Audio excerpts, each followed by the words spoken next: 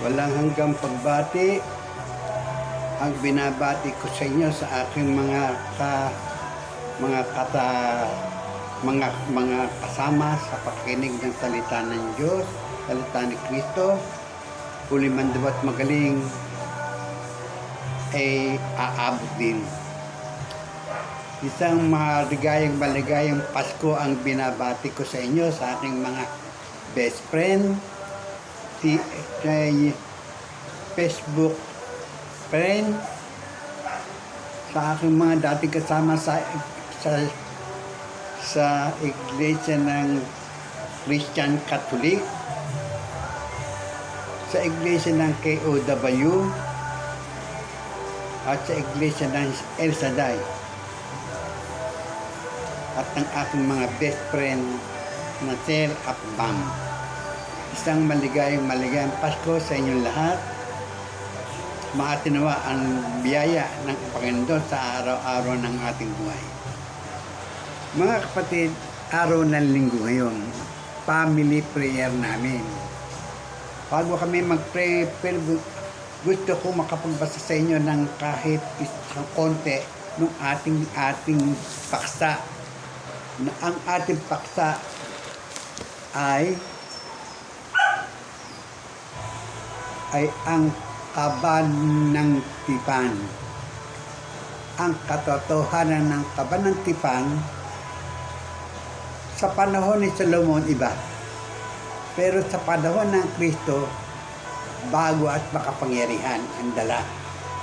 Bagamat sa panahon ni Solomon na ginawa niya ng bahay, yung kaban ng tipan, yung nilalaman yun, yung 10 utos, yung tungkod ni Aaron, at yung binawang libro ng Diyos. Ngayon, sa kaban ng tipan naman, ibinabalita ko sa inyo ay hindi. Biyaya at kapangyarihan. Tayong lahat ay mapapatututo kung paano natin dapat gamutin ang ating sarili at ang ating kapwa. Napakalaking kapangyarihan yan. Kanya sa ayaw nyo at sa gusto, ito babasahin ko sa'yo. Magbabasa ako ng konti ngayon para mangonti yung ating babasahin. Ang dami kong babasahin para kayo magkaroon ng gawain ngayong araw special. Magbabasa ako ng ilang talata na nakasulat sa Biblia. Hindi ko nasulat ito pero nakita ko yun. Ang kapangyarihan ng pangalan ng Panginoon. Hindi, ito pala. Ang kaban ng tipan, pinakamataas na salita ng panggamot, pahiri ng langis ng Panginoon. Kaban ng tingan, maiging malaman nyo kung ano ang pangyarihan ng pangalan at langis. Ito, isa-isahin po natin yan. Nabasa ko na sa inyo kahapon yung katotohanan ng simula. Doon atin na panglilinawin ngayon sa pamamagitan ng mga patuon ng sulat. Makasulat tayo ng isang hilera, malaking bagay na. Ang kapangyarihan ng pangalan ng Panginoon, humingi sa pangalan. Yun ang uunahin natin. Una, humingi daw tayo sa pangalan. Yun ang babasahin natin. Mula sa aklat ng Mateo, Kabanata 7, talata 8 hanggang 11. Mahaba ang laban natin dito. Hindi ko maaaring hindi tapusin to dahil ito ang pagkukunan ng ating kaalaman at karunungan. Ganito sinasabi sa Mateo, Kabanata 7, talata 8 hanggang 11. Sa talata 8,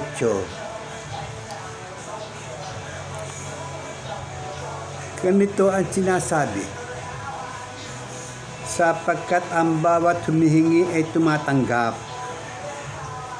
at ang humahanap ay nakakasumpong, at ang tumutuktok ay binubuksan. Maliwanag. Pag tayo na tumawag sa ating pangalan na malalaman, ayos na lahat ng ating hilingin sa Kanya. ay darating sa atin sa pamagitan ng Panginoong Hesukristo dito sa salita nito.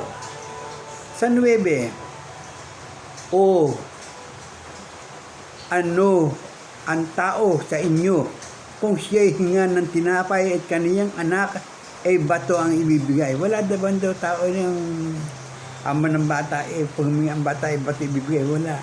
Makatanda lang, nakakasunod tayo ng binigyan natin ng tinapay, nakakasunod na tayo sa Diyos. Sa 10, o kung hingan siya ng isda ay bibigyan ng ahas. Hindi mangyayari yun dahil mahal natin yung anak. Ibig sabihin ng talata, pagganahin natin ng pag-ibig sa ating kapwa at sa ating pamilya, sa ating mga nanggaling sa atin.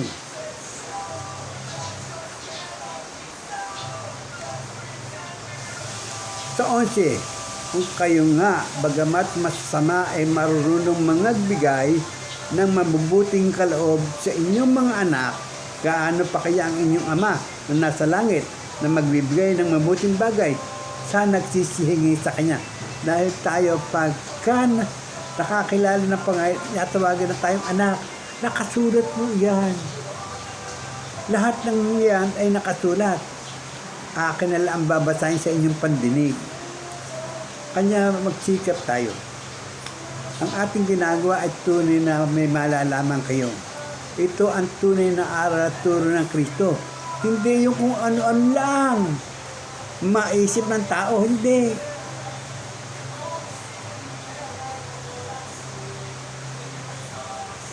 Sa 11, kung kayo'y bagmat masama ay marunong magbigay ng mabuti kaloob sa inyong mga anak, gaano pa kaya ang inyong ama na nasa langit na magbibigay ng mabuting bagay sa mga nagsisingi sa kanya? Ayun, maliwanag na maliwanag. Sa 12, kaya nga, lahat ng bagay na ibig ninyo sa inyo gawin, ng mga tao gawin naman ninyo ang gayon sa kanila sapagkat ito ang kautusan at ang mga propeta. Ito naman natin kalilimutan na aming kapwa nakayari na kami mag-isawa. Tingnan nyo, kada Pasko, lahat ng bata dito sa aking lugar, binibigyan namin ng papasko. Yung mga pamilya na hirap ang buhay, may ibang bigay pa kami doon sa binibigyan namin. At hindi pa, inaanyaya pa silang magsalo-salo kami dito sa bahay ng aming inihanda, kinakain namin pare-pareho. Ganun ang aking Pasko. Ibig sabihin, nakasusunod ako sa sinasabi ng Kristo. Yung ating ginagawa ito, ang mga kautusan, mga pura sa 12. Kaya ang lahat ng mga bagay na ibig ninyong gawin ng mga tao, gawin ninyong ang gayon sa kanila, sapagkat ito ang kautusan ng mga propeta. Utos na ang propeta at ang Diyos, yung mahalin natin ng ating kapwa. Sa 13, hanggang saan ba yun? Hanggang sila pala yun. O sige, sobrang na pa. Pupunta naman tayo sa Aklat ng Santiago. Magbabasa na nga lang ng kung magbabasa din ako magpapaliwanag. Kayo ang pagpaliwanag sa inyong sarili. Okay. 1:5 hanggang 8. Ganito ang sinasabi. Konti-konti. Ngunit kung magkukulang ng karunungan ng sino man sa inyo, ay humingi sa Diyos na nagbibigay ng sagana sa lahat at hindi nanunumbat, ito ay ibibigay sa Kanya. Kung tayo daw hihingi ng karunungan sa Diyos, ibibigay na yan. Kanya hingin niya sa Diyos yung ating ginawa, hingin niya ang katotohanan nito. Sa 6, ngunit siyang may pananampalataya na walang anumang pag-aalinlangan sapagkat yung nag-aalinlangan ay katulad ng isang alon sa dagat na tinutulak ng hangin at ipinapatpad na magkabila.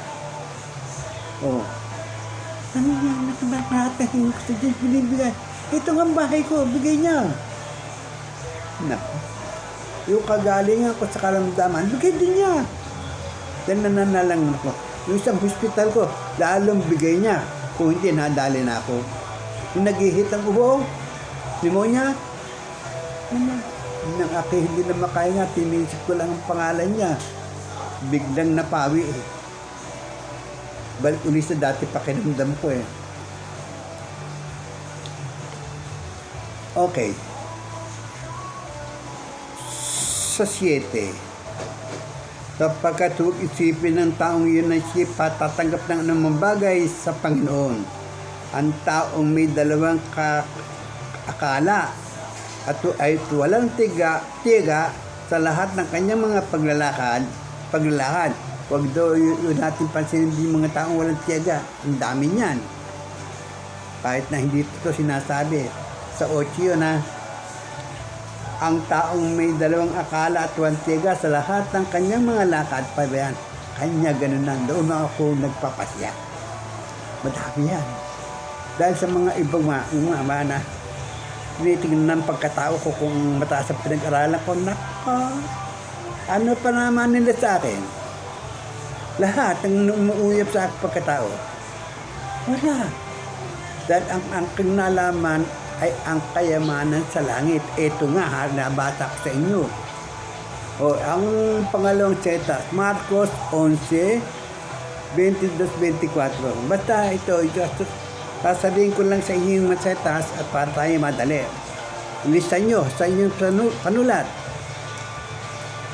Marcos 11, 22-25. Juan 16 hanggang 29. Juan 14, 12 hanggang 14. Juan 15, 7 hanggang 17. Unang Juan 1, 5, 6. Unang Juan 3, 11. Dos Juan 5, 7, 24, 26. Unang Juan 5, 1, 15. Nasa sulat na yun. Ang humingi sa pangalan. Yun, tumawag sa pangalan. Sapagkat kanyang inilayagak ang kanyang pag-ibig sa akin. Kaya't iniligtas ko siya. O pag di tayo tumawag sa pangalan, kaligtasan pa sa lahat ng uri ng masama. Sapagkat aking ilalagay siya sa mataas, sapagkat kanyang naalaman ang pangalan ko. Importante yung pangalan, mga sir, mga ma'am. Pagpapakaruptong, awit 14, 15, 16. Awit 14, 15, 16. Jeremias 33:3. Jeremias 33:3. Alisto ang pagsusulat. Kung kayo nakikinig, yung man sa inyo nakikinig, huwag gawin ninyo ito at talaga maliligay kayo sa ayos lahat. Isaiah 55:6. Isaiah 55:6. Roma 10:11 hanggang 13. Roma 10:11 hanggang 13. Gawa 2:17 hanggang 21. Gawa 2:17 hanggang 21. Gawa 4:12. Gawa 4:12. Sipanyas 3:9. Sipanyas 3:9. Okay. Ang ikatlo, sumampalataya sa pangalan. Ito, bigla sa atin. Sumampalataya sa pangalan. Okay. Nakabasa na tayong 2 hilera. Marami. Ito, pangatlo. Bukas na ako na itutuloy yung iba. Kunti lang ito eh. Sumampalataya sa pangalan daw tayo. Sino ang pinatotohanan? Siya ang pinatotohanan lahat ng mga propeta na ang bawat sumasampalataya sa kanya ay magkamit ng kapatawaran sa mga kasalanan sa pamamagitan ng kanyang pangalan. O ipagpapatawad daw pala sa atin ang kating mga nagawa kasalanan. Ito, yung pangatlo, ito ang karugtong. Aklat ng Juan 3:16 hanggang 18. Aklat ng Juan 3:16, 18. 20:31. 1:12 hanggang 13. 1 Juan 3:1 hanggang 6. Unang Juan 3:23 hanggang 24. Marcos 16:15 hanggang 18. Ang mga tayang balita, mabuting balita sa araw na ito ay yung aking mga sinabi. Hindi ko na ipapalawa kayo na magpapaliwanag sa inyong sarili, basahin nyo lang yung sitas. Okay, at ako ay nakapagbigay na sa inyo ng halimbawa na kinakailangan ng tao mag-aral na salita ng Diyos. Okay, muli, bago tayo maghiwalay ngayong araw, nagawa ko na yan para sa inyo at ang susunod ko naman yung para naman sa aking pamilya. Magpipray pa kami. Ang masayang balita, mabuting balita mula sa Diyos na ating Ama at sa kanyang buktong na anak at buhay na Diyos ng mga Diyos, Panginoon ng mga penonari. Tapos na tayo, bukas na ulit tayo. Lunes. Matapos na natin ito sa Lunes. Ganun lang paraan para madali tayo makatapos. Okay. Bago tayo mag-iwahiwalay, pakipindot lang ang subscribe notification bell para handog natin sa ating sarili at sa Diyos. Para hindi tayo mawala sa YouTube.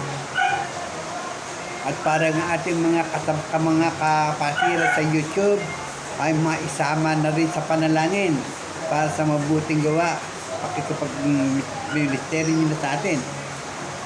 Mapagaling din ang kanilang mga pamumuhay. Salamat.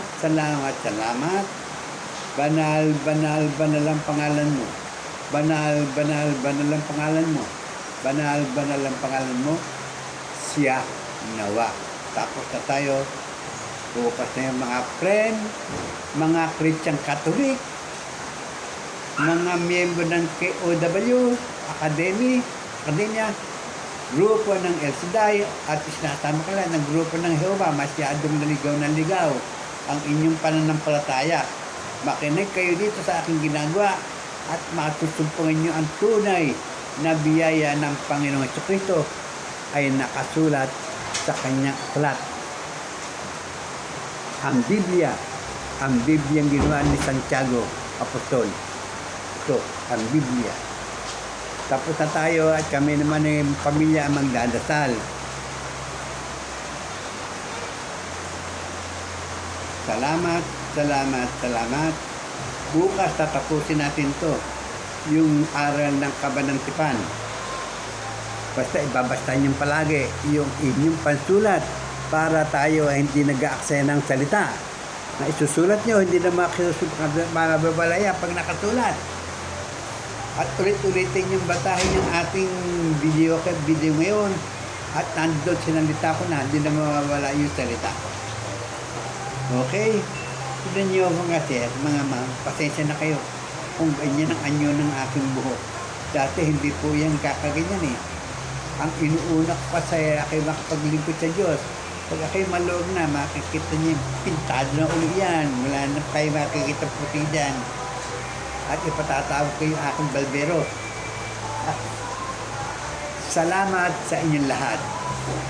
Maligayang Pasko at maligayang bagong taon sa inyong lahat.